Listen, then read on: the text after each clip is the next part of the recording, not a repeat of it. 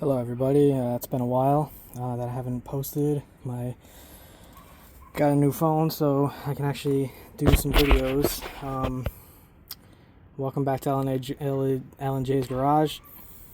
This right here, we are doing a 2020 Mazda cx-5. Did brakes on it, but the caliper is not working the best, so I know it might be a pointless video for most of you, but for those who don't know much, we are going to replace both calipers in an easy way. So we're going to do this in the way that it's not going to really require bleeding the brakes.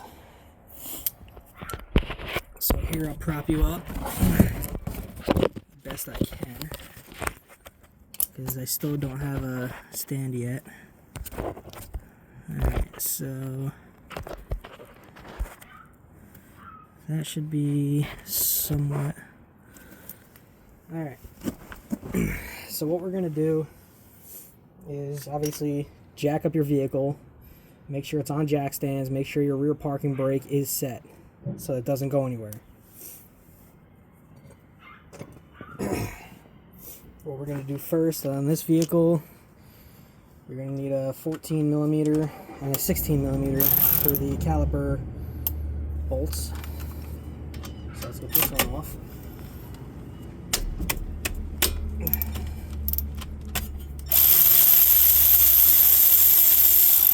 If you have electric power tools, great. If not, you can do it by hand. It'll just take a little longer. Alright, so let's take this guy off. We'll worry about that in a minute. Alright, so I'll take the pads off. Set them down nicely so you don't ruin them. And make sure whatever tab is on the pads, this one came off the back side, so make sure you put this one back on the back side pad, because you can have some problems later with that. Alright, so let's get the bracket off. Now, the good thing about most of these calipers, that is if you're not working for a dealer, they come with the brackets. Come with everything. Bleeder comes with the washers you're going to use for the brake hose, which I'll show you that in a minute. So first, let's get this off. I grabbed the wrong socket.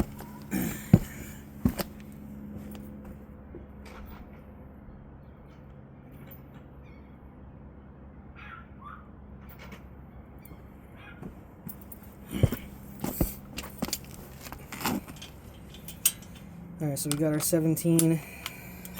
I think I said 16 before. That was my fault. I'm sorry. I meant 17.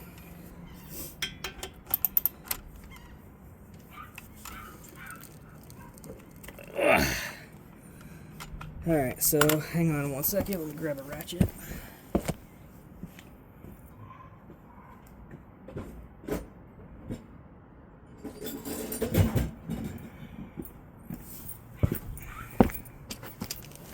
Grab my old reliable here.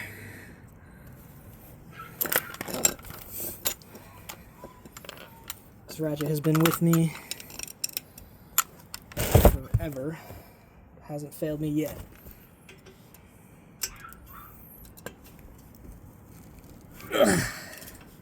Okay, it's loose.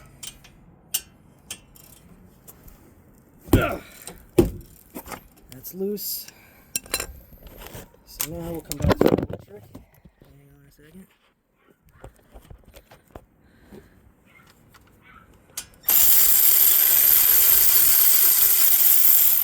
Okay.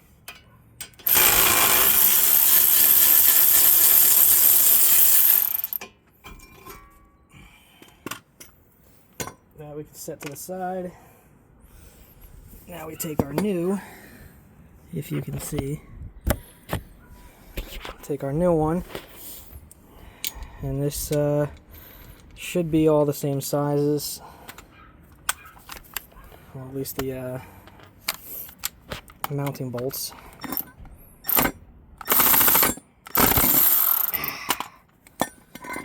Try to hold it in place. There's a lot of stuff on there. Okay, let's flip it around. Hold it between my legs so I can keep making this video.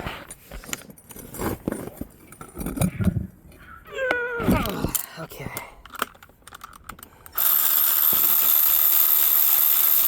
Had to give it a little extra torque because these things are on there.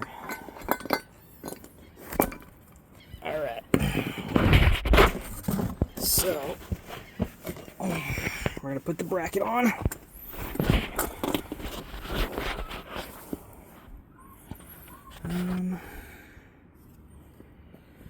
I really need a prop.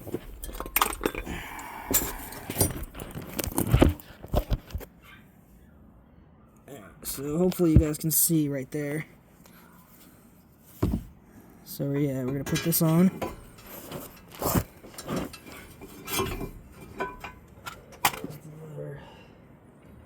Okay, we got our caliper bolts, bracket bolts.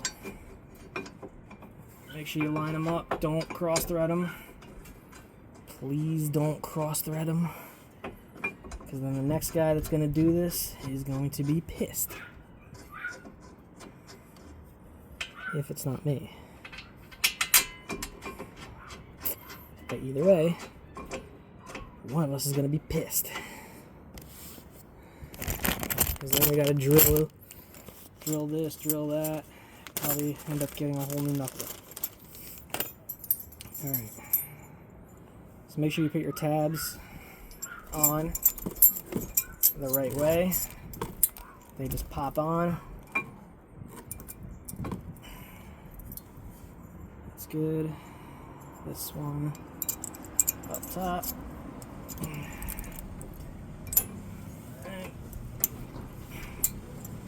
let's bend it a little bit. So that keep those on. Why is that going on?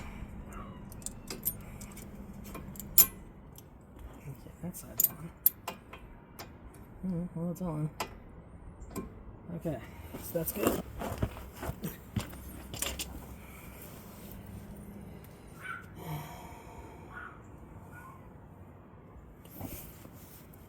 Alright.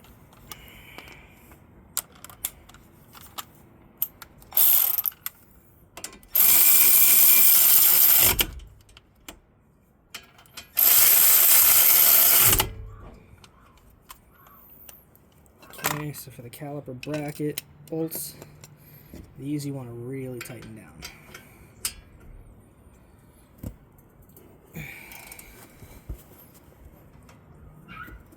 So we'll go back to more reliable and tighten these down until you really can't turn it no more.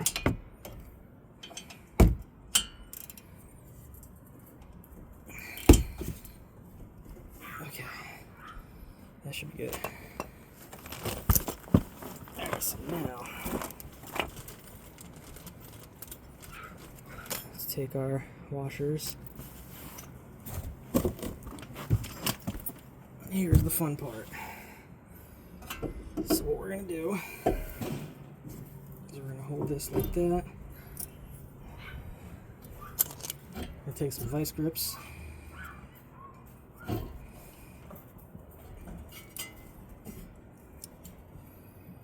And we are going to pinch the hose.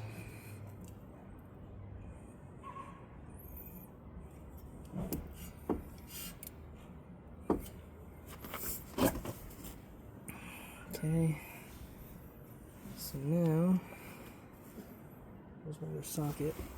Uh-oh. There it is. So this one's going to be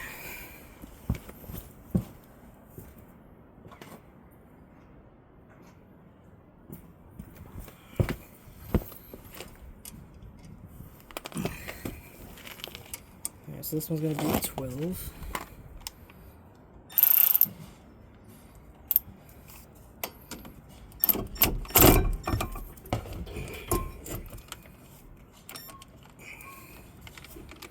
This one you're gonna have to get it some torque. It's not gonna come off easy.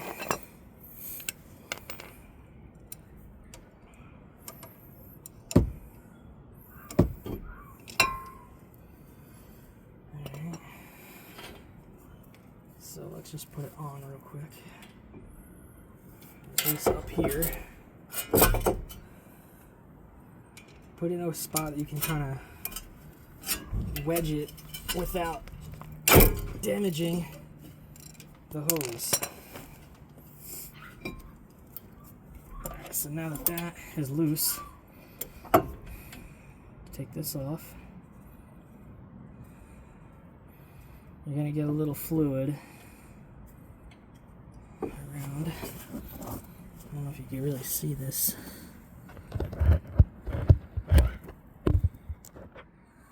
That's better. Alright, so the hose is off, and you'll see here there's one of the washers. The other one is on the caliper itself. It goes on here. This extra hole is just the guide pin. Alright, so we're going to take our new caliper.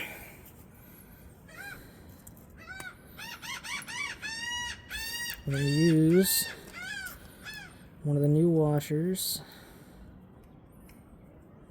So I can get it on there. Come on. There you go. Put it on there, so. And this one, that's going to go on here. Then that. So you can put this with that washer in here first. And then just guide it.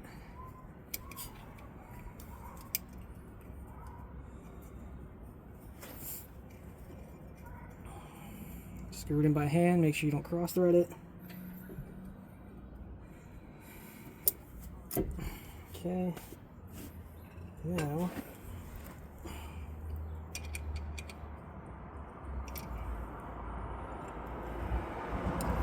this one you don't want to use a power ratchet or any kind of power air tools. This one just do by hand. You'll thank me later. Do it till it's nice and snug, but don't overkill it. Release your vice grips. Okay. Put your pads on.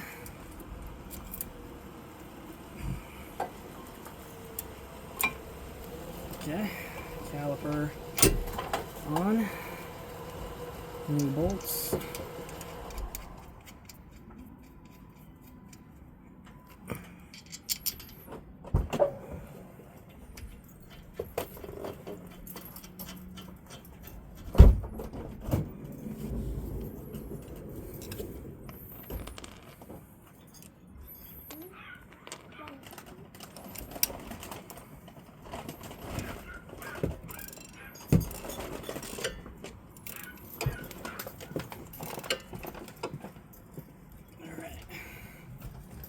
And then just tighten that down. Alright. That's tight. That's tight. So now, the most important part, I said this before, when you put the caliper on, make sure that it is the right side. Hello. So how you can tell it's the right side, the bleeder will always be on top. Don't ever put a bleeder on the bottom of the caliper. If you put the bleeder on the bottom of the caliper, all the air is going to be trapped in here. Put it in the top, so that way all the fluid can cycle all through and then just push out the top. That's how you're going to get your brake. If you put it on the bottom, you're going to have the most spongy brakes, and they're probably not going to work. So be cautious of that. So now we have the bleeder. Take the cap off. And then let me get a wrench. Should be a 10mm.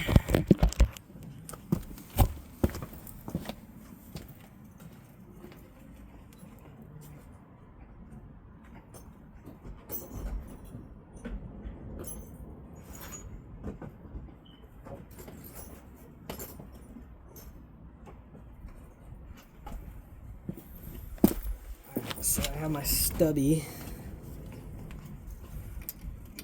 Okay, there's a 10. Just crack it.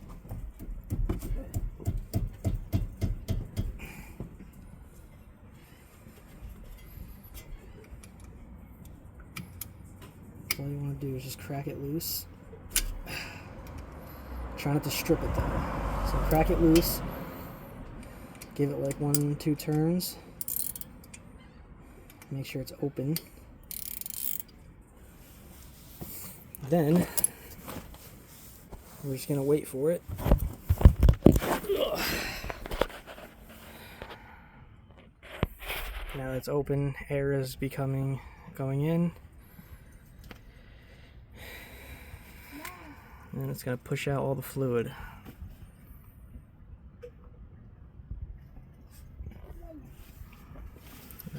Where'd that wrench go?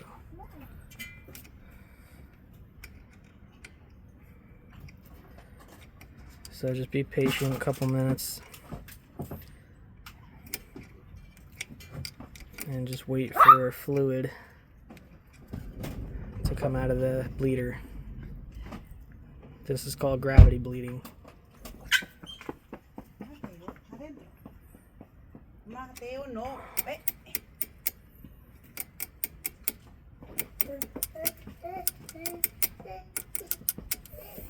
Yeah, so I'm kind of strapped on time. I gotta get this job done. But basically, if you gravity bleed it, you don't really have to have somebody with you and then, you know, bleed it with the pedal and this and that and get everything going. Yes, that will definitely help, but as long as both sides are gravity bled, then you really wouldn't have to do that much. So once you crack it open, once you see fluid coming out of here and just dripping or, you know, streaming down, wait like 30 seconds, a minute, close it up, and then do the same thing on the other side. Usually you want to start with the other side first. Oh, there it is. So now fluid is coming out. So now we know that the hose is good because there's fluid flowing through the hose. If there was nothing coming out of here, you got a bad hose, a blockage in the hose. But now that we got good fluid coming out of there, we'll leave that bleeding for now as we do the other side. Once you do the other side, you get it bleeding out of there, crack them both, or not crack them, but close them both up, and then you're good to go. Then you just put the tire back on, and jack stands out, take it for a ride.